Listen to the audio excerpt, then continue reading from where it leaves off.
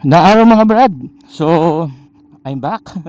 Sorry, medyo naging busy lang lately at hindi tayo nakapag video document ng ating mga biyahe, no? So, medyo naging busy lately. So, anyway, so for today, we're going to Caballero Gear dito sa Marikina. We were invited by Ma'am Krisha na umattend sa kanilang anniversary, first anniversary ng Caballero Gear. Kung inyo mapapansin, yung ating shark helmet ay galing po sa kanila, sa ang ating Shark Squall i3 helmet. Ano bang meron? So tignan natin, sabay-sabay po natin tignan ang kung ano ba meron ngayon dito sa anniversary po nila, sa first anniversary ng Caballero Gear Marikina. So samahan niyo po ako, let's go! Brad Oli TV, let's go.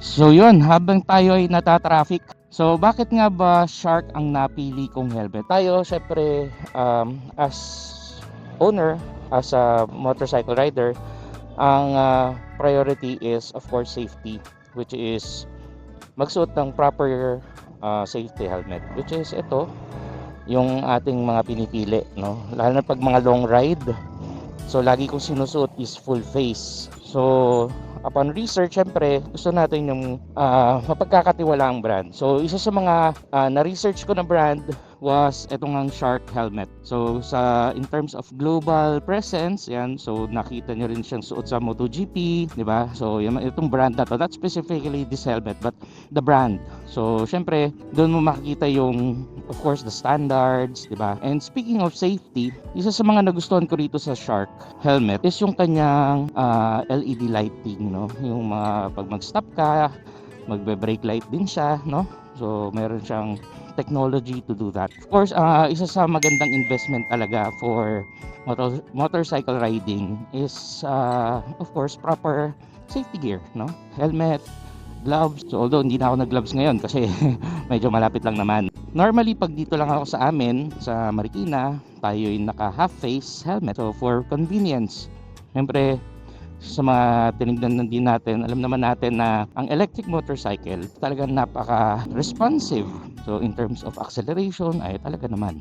Siyempre hindi lang pag-i-invest sa magandang braking system, but also sa proper safety gear.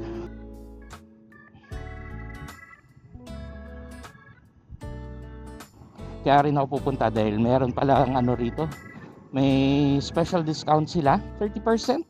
Hindi ako nagkakamali, no? 30% discount. So malaki na 'yon. So baka mayroon tayong maiuwi, no? Kahit gloves man lang. Actually maganda rin yung mga brands nila, like yung Fury Gun, di ba? Meron din silang yung mga safety airbags para sa mga riders.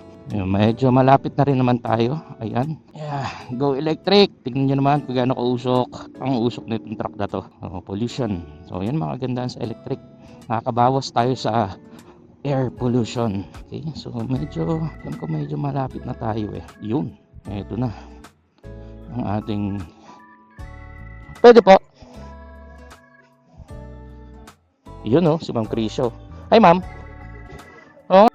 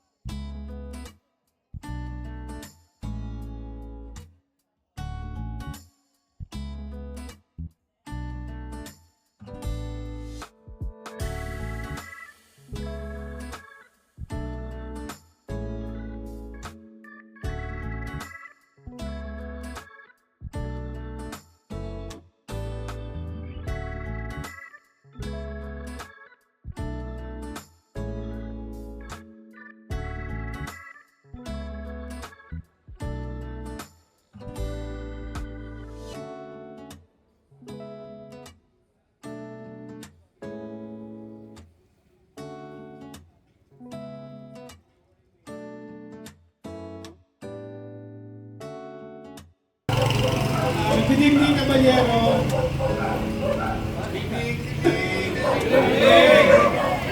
Kaya, kasi first time magsasalita sa ating crowd natin.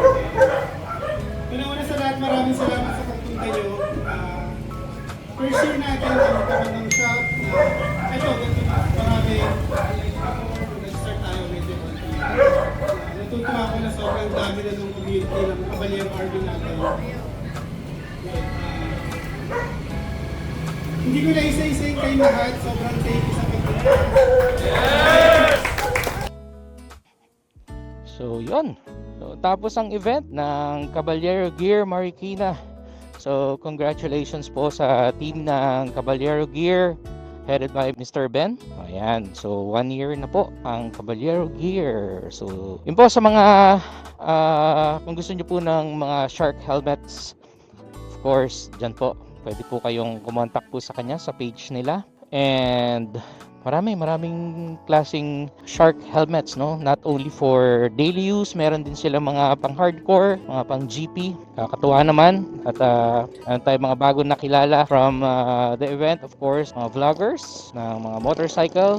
And nandyan sina Milk and Coffee Adventure. Nandyan po si Tequila NV.